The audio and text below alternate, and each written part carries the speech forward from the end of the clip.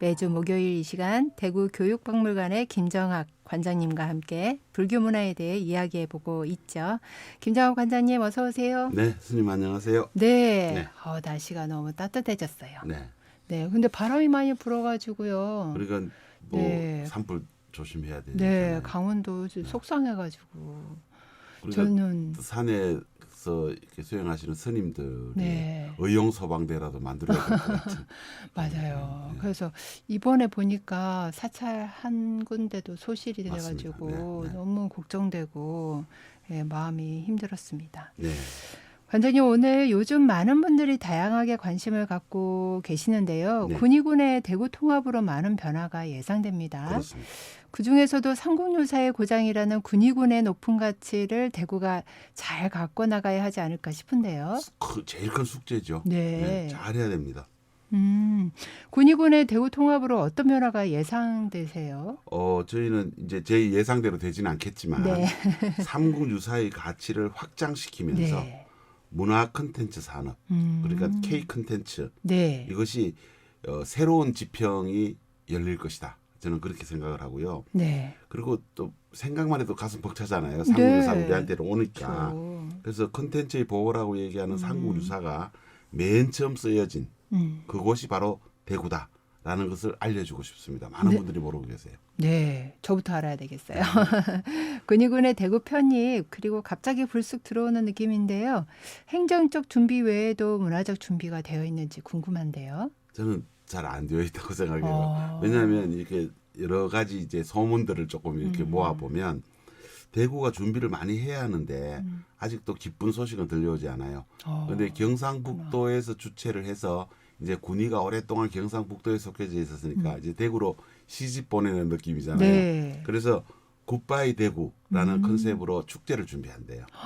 잘 그래요? 보내주자는 거죠. 오. 그러면 대구에서는 뭐라고 해야 됩니까? 웰컴 군위 해야 되잖아요. 예. 웰컴 군위는 아직 준비되고 있다는 소식을 못 들었습니다. 아이고, 예, 보낼 그리고 준비는 됐는데. 그렇습니다. 맞을 준비가 안 됐군요. 그러니까 대구문화예술진흥원이 이제 새로 생겼는데 그런 기관 등에서 해야 되고요. 그리고 삼국유사에만 좀 포커스를 맞춰서 얘기한다면 군위가 15년 동안 어렵게 잘 끌고 왔거든요. 네. 그것을 그냥 이렇게 잘 받아들이는 네. 그런 마음들이 필요할 거라고 생각합니다. 네, 아주 개방적인 마음으로 잘 네. 받아들이면 좋을 것 같은 생각이 드는데요. 네. 군위가 삼국유사의 고장이잖아요. 그렇습니다. 삼국유사에는 아직 풀리지 않는 부분이 많고요. 특히 편저자 일련의 연구는 많이 부족하다고요. 그렇습니다. 그러니까 삼국유사의 고장이라고 얘기를 하지만 그 뒤에 주인공은 일현 스님이세요. 네. 일현 스님이 인각사에서 열반에 드셨기 때문에 그리고 인각사가 군위에 있기 때문에 제일 장자적인 느낌으로 네. 이제 고향이다 이렇게 얘기를 하는데 많이 대중화되었음에도 불구하고 삼국유사를 아직 학문의 영역으로만 생각하는 것 같아요. 네. 근데 연구자들, 교수님들만 봐야 되는 건데 그게 아니고 그리고 또 일현 선사의 경우를 보면 지나치게 그 종교적 관점, 교종이냐 뭐 네. 선종이냐 뭐 이렇게 가지고 종교적 관점으로 해석하는 분들이 많아서 삼국유사가 좀 부드러운 매체 그 개체가 되지 않는 것 같습니다.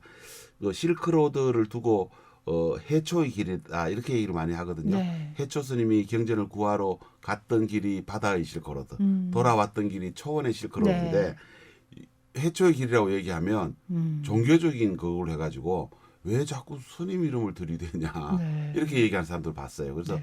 이런 오해들도 이번에 계획을 좀 풀렸으면 좋겠다 이 생각을 합니다. 네, 아주 의미 있는 일이라 생각이 들고요. 사실 삼국유사 관련 지자체가 경산 그리고 경주 등 전국 12개 이상입니다. 네. 관련 지자체와의 협의도 중요할 것 같아요. 그러니까 이제 대구가 제일 맏형이 되는 거예요. 그래서 일현 스님이 태어나신 경산 그리고 여러 가지 이제 삼국유사 현장이 남아 있는 경주 외에도 처용으로 한번 잘해보겠다는 울산, 네. 가락국기로 잘해보겠다는 김해, 연호랑 세원으로 잘해보겠다는 포항, 네. 그다음에 헌화가로 잘해보겠다는 울진과 영덕 아, 이런 쪽이 이제 다 삼국유사를 이제 바라보고 있거든요. 네. 그래서 삼국유사와 일현을 이해하기 위한 열린 포럼 같은 네. 게 대구에서 좀 만들어져야 되지 않을까. 그러니까 일종의 원탁 회의가 네네. 좀 생겼으면 좋겠다는 생각이고요. 만약 그렇게 되지 않으면 지역적 이기심이 발동을 해서 막 오류도 생기고 막 이렇게 해서 좀 본래 목표를 잃어버릴 것 같은 그런 네. 생각도 듭니다. 말씀을 들어보니 관장님께서는 이미 문제점과 개선점을 파악하고 계신 듯합니다. 대구 지역에서 많은 노력이 좀 필요할 그렇습니다. 것 같은 네. 생각이 드는데요. 여기서도 왜곡과 오류의 문제를 이야기하지 않을 수 없을 것 같은데요. 삼국유사와 관련한 왜곡과 오류 이야기해 주시죠. 그러니까 반드시 왜곡과 오류는 생기게 되어 있습니다. 왜냐하면 사람이라는 게 욕심이 있잖아요. 네. 그래서 한 그릇만 더 가면 뭐 그런데 뭐 이러면서 자꾸 이렇게 붙여 하는 버릇들 때문에 근데 그걸 풀 묘안이 없는 것도 사실 아닙니다. 왜냐하면 큰 목표를 가지고 이련스님 제대로 현장하자.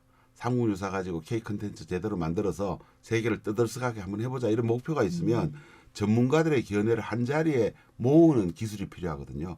그 기술을 대구가 발휘해야 된다고 생각합니다. 그래서 일종 원탁회의, 네. 높고 낮음 없이 둘러앉아서 한 얘기가 나오면 그건 아닌 것 같은데요.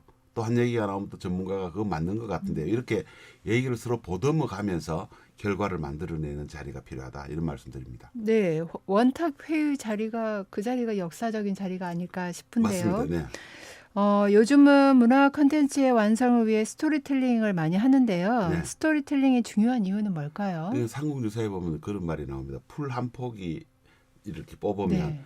풀 한 폭이 밑에도 화장 세 개가 들어있다. 이런 얘기를 하거든요. 그러니까 네. 삼국유사의 구절 하나하나가 무릎을 탁 치는 얘기들로 이어져 있는 거죠. 네. 그래서 백화남만도 사실 하나의 씨앗으로 시작하잖아요. 네. 바로 그 씨앗이 스토리텔링이라고 생각하고 스토리텔링이 문화 콘텐츠로 문화 콘텐츠가 문화 산업으로 이어지는 것이 바른 길인데 그 교과서가 삼국유사라고 생각합니다. 네. 그만큼 소중한 거니까 잘 다뤄야 되겠죠. 네, 뭐 융합도 중요하지만 통합도 중요하겠네요. 맞습니다.